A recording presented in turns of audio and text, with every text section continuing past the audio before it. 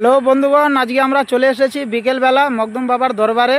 আর এটা হচ্ছে এমন একটা দরবার যে এখানে এই এলাকা থেকে যতজন হিন্দু মুসলমান আছে সবাই এই মকদুম বাবার দরবারে আসে, ঠিক আছে। আর আজকে শুক্রবার না গাইজ, আজকে হচ্ছে কী বার বলো? হ্যাঁ, আজকে হচ্ছে মঙ্গলবার। আর মঙ্গলবারেও দেখেন এখানে মানুষ এসেছে। আর এখানে এই যে সেন্নি মকদুম বাবার দরবারে যে দেয়, তো দোকানও বসেছে, ঠিক আছে। আর অনেকে এই যে আবার একজন আসলো, তো অনেকে এই মকদুম বাবার ভক্ত রয়েছে, অনেকে মকদুম বাবার দিওয়ানা রয়েছে। আর অনেকে এখান থেকে আশপাশ থেকে যতজন হিন্দু মুসলমান আছে গাইস, সবাই এই মকদুম বাবাকে মানে। আর বিশেষ করে আমিও এই মকদুম বাবার দরবারে, বিশেষ করে এই মকদুম বাবার দরবারটাকে আমি প্রচুরভাবে মানি। কারণ এখান থেকে এই দিক দিয়ে যখন আমরা কাওয়ালি প্রোগ্রাম করতে যাই কি না,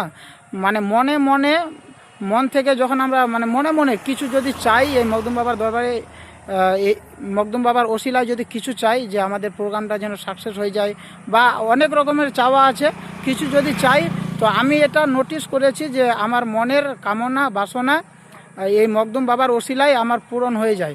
তাই আজকে দুজনে মিলে, স্বামী স্ত্রী মিলে চলে এসেছি মকদুম বাবার দরবারে। আর গাইস, কতজন এই মকদুম বাবার দিওয়ানা রয়েছেন অবশ্যই কমেন্ট করে জানাবেন। আমি জানি অনেকে আছেন মকদুম বাবার দিওয়ানা।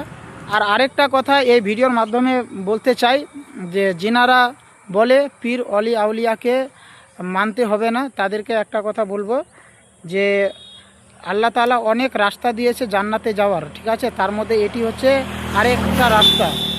মকদুম বাবা অলি আউলিয়াকে, পীর ও মুর্শিদকে মানবেন, তাহলে এর মাধ্যমে, এর ওসিলায় আপনারা কিন্তু জান্নাতে যেতে পারবেন। আল্লাহ তাআলা বলে দিয়েছেন যে শুধু নামাজ পড়লে যে জান্নাতে যাবেন তেমনটা না, ঠিক আছে। নামাজও পড়তে হবে, তার সাথে মা বাবাকেও মানতে হবে। মা বাবাকে মানবেন না, মা বাবাকে দুঃখ দিবেন, কষ্ট দিবেন, আর আপনি বলবেন যে নামাজ পড়লেই জান্নাতে চলে যাব, তেমন না, ঠিক আছে। আপনারা পীর অলি আউলিয়াকে মানুন, ওকে।